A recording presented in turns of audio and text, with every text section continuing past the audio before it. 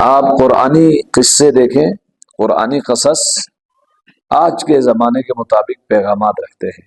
قرآنی قصص قصے 27 انبیاء کا تذکرہ ہے، اور اس کے علاوہ اچھے و برے لوگوں کا بھی تذکرہ ہے قرآن میں۔ جیسے فرعون کی زوجہ کا تذکرہ ہے، نوح کی بیوی کا تذکرہ ہے، نوح کے بیٹے کا تذکرہ ہے، بلعام باورہ نامی ایک عالم دین کا تذکرہ ہے، مؤمن آل فرعون کا تذکرہ ہے، اصحاب کہف کا تذکرہ ہے، اچھے و برے کرداروں کا تذکرہ ہے قرآن میں۔ اب ان قصوں کو قرآنی یہ نہ سمجھے ہمارے اپنے گاؤں کے علاقے کے قصوں کی طرح نہ سمجھے کہ وہ ایک تاریخی واقعات ہے، اور بعض اوقات ہم اپنا ٹائم پاس کرنے کے لیے سناتے ہیں، بعض اوقات بچوں کو مصروف رکھنے کے لیے، گھر میں کوئی پروگرام ہو، مہمان آئے ہوں، بچے شور کریں گے، اور خصوصاً جب موبائل نہیں تھا، یہ کارٹونز نہیں تھے، تو اس وقت کوئی بوڑھا بزرگ آتا تو قصے سناتے تھے۔ جیسے یہاں بلتستان میں خسر کے قصے ہیں، کسی علاقے میں رستم پہلوان کے قصے ہیں۔ یہ قصے نہیں ہیں مقصد سے خالی مصروف رکھیں، صرف تخیل کو سکون پہنچائے۔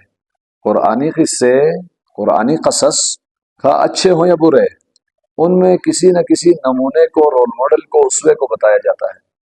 اس جیسے بنو، یہ اچھے اسوے ہیں، انبیاء علیہ السلام و پاکیزہ افراد کا تذکرہ، اور فرعون کا تذکرہ ہے، نمرود کا تذکرہ ہے، بلعام باورہ کا تذکرہ ہے۔ اس جیسے نہ بننا۔ خوب یہ فرعون ماں کی پیٹ سے تو فرعون نہیں تھا،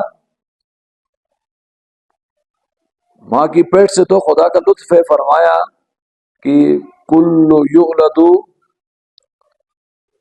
ہر متولد ہونے والا بچہ علی فطرت الاسلام، مسلمان پیدا ہوتا ہے، فطرت اسلام لے کر آتا ہے۔ اس فطرت میں خدا کی اطاعت ہے، خدا کے سامنے تسلیم خم ہونا ہے، خدا کا عبد اپنے آپ کو قرار دینا ہے، خدا کو رب ماننا ہے، یہ فکس ہے۔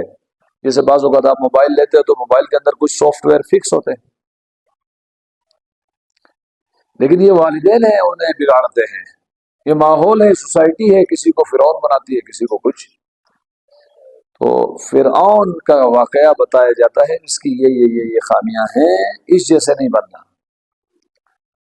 اور ادھر سے مثلا فرعون کی زوجہ ہے، فرعون کے فساد کے گھر میں رہ کر اتنا بڑا مقام پاتی ہے کہ انبیاء کی ازواج اور بیٹیاں جس مقام تک نہیں پہنچی، اس مقام تک فرعون کی زوجہ پہنچتی ہے، عزم و ارادہ اور پاکیزگی کے امام کو مانتی ہے۔ تو قرآنی قصے رول ماڈلز ہیں، اسوے ہیں، صراط مستقیم دکھاتے ہیں، صراط مستقیم سے ہٹنے والے افراد کو عبرت کے طور پر بتاتے ہیں۔ اس لیے تربیت یافتہ والدین اور اپنی اولادوں کی تربیت کرنا چاہتے ہو، قرآنی قصے بیان کرو۔ آج انقلاب اسلامی ایران کے برکات سے وہاں کا میڈیا ہماری طرح یہ کارٹونز کے حوالے نہیں کرتا بچوں کو۔ حضرت یوسف کا قصہ بنا چکے ہیں، مختار نامہ وہ بنا چکے ہیں، امام علی پہ 30 قسطوں پر مشتمل شہید کوفہ فلم بنا چکے ہیں، امام حسن مجتبیٰ پر اگر کسی کو کتابیں پڑھنے کا ٹائم نہیں ہے، بچے سمجھ نہیں سکتے کتابیں مثلا، تو وہ شہید کوفہ تنہا ترین سردار امام حسن مجتبیٰ کی فلم دیکھیں، وہ محمد رسول اللہ فلم کو دیکھیں، مریم مقدس کی فلم دیکھیں، گھر میں باقاعدہ پروگرام بنا کر اس وقت موبائل اور ہر چیز آف کر کے سب گھر والے وہ دیکھیں، شور شرابے کے بغیر۔ اس سے بچوں کے اندر قرآنی اصولوں کی محبت آئے گی، قرآنی اصولوں کی محبت آئے گی تو ان کی تخلیق آئے گی، ان کی پیروی کے جذبہ آئے گا، ان کی شناخت و معرفت آئے گی، وہ بچوں کے امام بنیں گے، اور بچوں کی اور ہمارے جوانوں کی زندگی کی سٹیئرنگ ان انبیاء اور ائمہ کے حوالے ہوگی، تو صراط مستقیم پر خود بخود آسانی سے تربیت پائیں گے۔ دشمن آج یہی کر رہا ہے، دشمن کارٹون، فلمیں، ٹی وی، ڈرامے کے ذریعے سے اپنے رول ماڈلز میں اور آپ کو پیش کر رہا ہے، وہ ہمیں لے کر جا رہے ہیں۔ لہٰذا قرآنی اصولوں کو، قرآنی قصص کو، اور روایات میں اہل البیت و ائمہ کے قصص آئے ہیں، یا شہداء کربلا کے تذکرے ہوں گے، یہ رول ماڈلز ہیں، یہ آئینہ زندگی ہے۔ آئینے کو دیکھ کر کیا کرتے ہم؟ اپنی زندگی کو سنوارتے ہیں۔ آئینہ کیا کرتا ہے؟ یہ نہیں کہ آئینے کو دیکھ کر منقبت لکھنا شروع کرے، اس آئینے کو ماننے والا زندہ باد، نہ ماننے والا مردہ باد، یہ آئینہ اتنا اچھا ہے ماشاءاللہ واہ واہ، نہ آئینے کو بنایا اس لیے گیا ہے کہ اس آئینے کو دیکھ کر اپنی زندگی، اپنے شکل و شمائل کو سنواروں۔ میں آئینہ دیکھتا ہوں اور آئینہ کے اندر سچائی ہے، چاپلوس نہیں ہے آئینہ۔ آئینہ شکل دیکھ کے باتیں نہیں بتاتا، یہ امیر ہے تو اس کی بدصورت صورت کو بھی خوبصورت دکھائیں، یہ غریب ہے تو اس کی خوبصورت شکل کو بھی بدصورت دکھائے۔ منافقت نہیں، اس لیے مومن کا آئینہ ہوتا ہے، جو حقیقت ہے وہ دکھاتا ہے۔ مثلا میں آئینے میں دیکھتا ہوں میرے چہرے پہ داغ دبے ہیں، آئینہ دکھاتا ہے۔ اب آئینے نے داغ دبے دکھائے ثواب کے لیے نہیں دکھا رہا، وہ مایوس کرنے کے لیے نہیں دکھا رہا، مغرور بنانے کے لیے نہیں دکھا رہا۔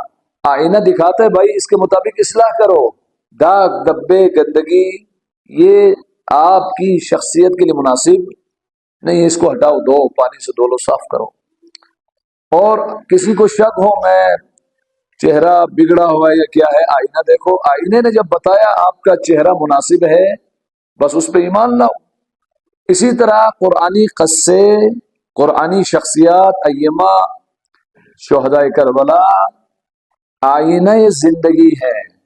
یہ شیشے کا آئینہ شکل و صورت کو سنوارتا ہے، یہ قرآنی قصے آئینہ زندگی، ان کو دیکھ کر صبح شام اٹھنا بیٹھنا، کاروبار، شادی، تعلیم، گھر، دوستی، احترام، حقوق، بیوی کے حقوق شوہر پر، شوہر کے حقوق بیوی پر، باپ بیٹے کے کیا حقوق ہے، ان اسموں کو دیکھ کر اللہ کی نسبت کیا آداب مد نظر رکھے جائیں، آداب خدا کی معرفت کیسی حاصل کی جائے، خدا کی اطاعت کیسے کی جاتی ہے، خدا کی محبت کو دل میں کیسی جگہ دی جا سکتی ہے، افراد، عام افراد و مومنین کے حقوق کیا ہیں، اپنے گھر کے افراد کے حقوق کیا ہیں، امت کے حقوق کیا ہیں، بعنوان رہبر ان کے کیا فرائض ہیں، یہ سب ان قرآنی اصولوں کے اندر موجود ہے۔ ان قصص کو غنیمت جان کر قرآنی قصوں کو پڑھیں اور پیش کریں، جیسے رہبر معظم